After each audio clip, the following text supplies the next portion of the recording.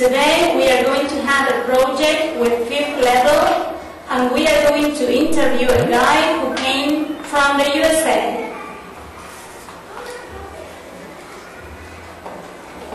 Today we are going to interview a guy who comes from the USA. Hello Steve, how are you? I'm doing pretty good, thank you for having me.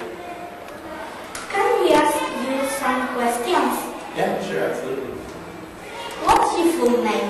My full name is Stephen Glenn.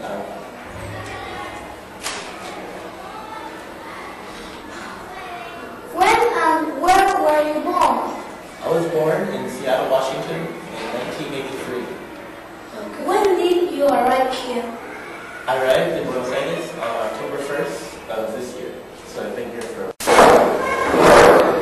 Dante, I can't see you. Could you please? What do you do in your free time? In my free time, I like to bike around and I like to read.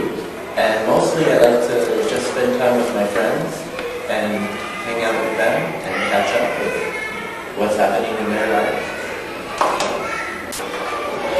Did you celebrate Halloween?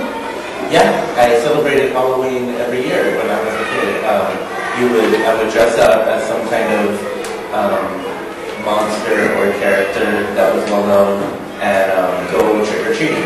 So that means taking a bag and going and asking your neighbors for candy. You knock on the door and they open the door and then you say trick-or-treat and they give you some candy, and at the end of the night you have a whole bag of candy and then you just eat it all. It's the best thing in the world. Is it different over food from American food?